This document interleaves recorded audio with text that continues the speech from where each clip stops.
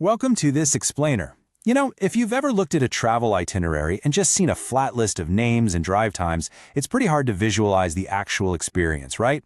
Well, today, we're changing that. We're taking an 11-day itinerary from Trippy Tree Holidays and transforming it into a thrilling, high-altitude journey we're calling the Arc of Ascent. We're going to walk through every twist, turn, and extreme elevation of this carefully planned expedition together. To get a real feel for the scale of this trip, we've broken it down into 5 key stages. First up, welcome to Leh. 2, northern frontiers and valleys. 3, lakes, stars, and extremes. 4, the wild journey back. And finally, Section 5, the trip logistics. All right, let's jump right into Section 1. Welcome to Leh, focusing on acclimatization at base. So, days 1 through 3, they're a rapid-fire cultural immersion, but they are designed for one absolutely critical reason: acclimatization. At these extreme elevations, rushing things means risking severe altitude sickness, and nobody wants that. So, you'll actually pace yourself. You'll take in majestic sights like the Leh Palace, the Shanti Stupa, and the towering Thixi Monastery. It's honestly a brilliant way to keep you engaged while your body physically adjusts to that thin mountain air. By the morning of day 2, you arrive at the Sangam. Now, what is that? It's the spectacular confluence, the literal merging of the mighty Indus and Zanskar rivers. It is such a powerful visual reminder of the dramatic natural forces shaping the very ground you're standing on. But it's not all just serious nature and monasteries, right? Woven into these early acclimatization days are some genuinely fun personal moments.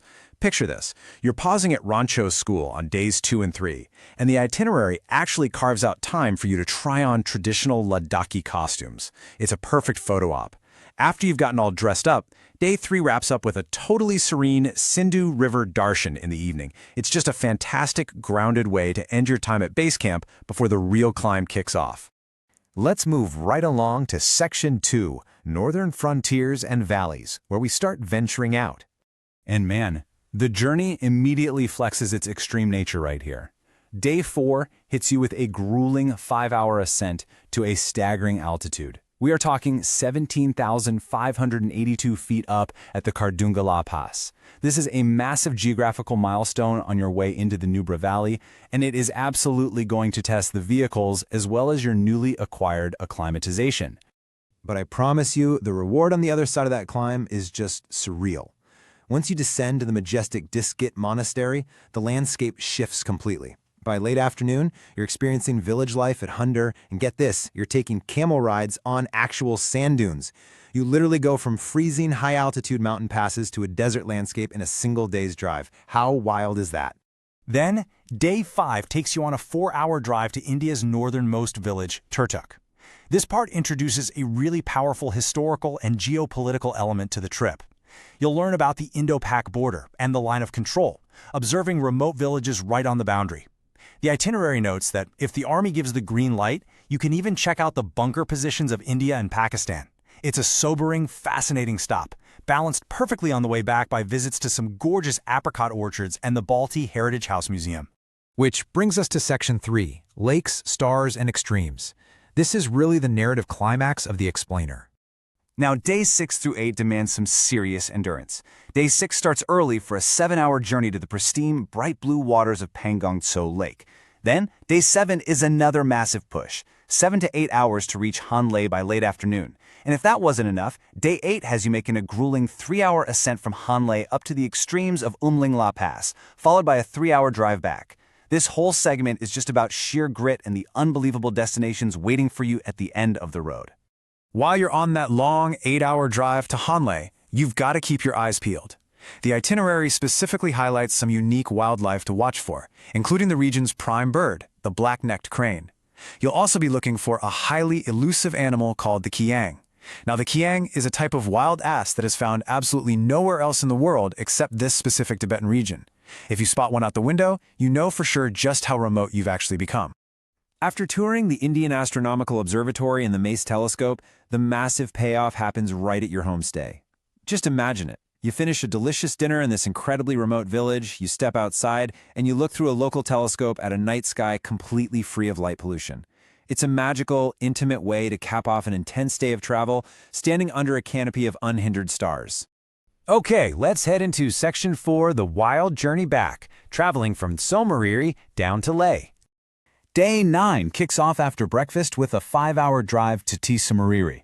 Along the way, you cross the Mahe Bridge and pass the highly unexplored Kayagar Tso Lake before reaching your homestay to experience local village life at Korzork. The main event here? Honestly, it's just sitting back and watching the mesmerizing, deeply changing colors of blue rippling across this remote, high-altitude lake. And the wilderness factor stays incredibly high here, too. Just think about the travel stories you'd be telling around the dinner table if you were lucky enough to spot the apex predators that roam this area.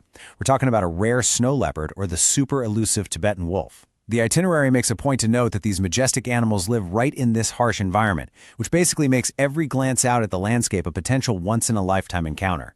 Your final adventure on Day 10 is a 6-hour drive packed with stunning landscapes, crossing the formidable Tinglang Law Pass. You'll check out Sokar Lake and Puga Valley, bringing the whole journey full circle by revisiting the Hemis and Thiksam monasteries as you head back into Leh. And then, it all wraps up on Day 11, checking out of your hotel and heading to the airport, carrying an absolute lifetime of memories. Finally, we need to talk about Section 5, the trip logistics, preparing for the ascent. Look, a bucket list trip this massive requires knowing exactly what's covered. Your expedition includes 10 nights of accommodation, daily breakfasts and dinners, all your point-to-point transfers in a non-AC Xylo, taxes, and that super important interline permit. On the flip side, what you need to actively budget for out of pocket are your flights, daily lunches, entry fees, and personal expenses. Having all this mapped out ahead of time ensures absolutely zero financial surprises once you're out on the mountain. So looking at the sheer scale of this 11-day arc of ascent, from pacing your acclimatization in Leh, to crossing 17,000-foot passes, to enduring multi-hour drives to remote astronomical observatories, there really is only one question left to ask yourself.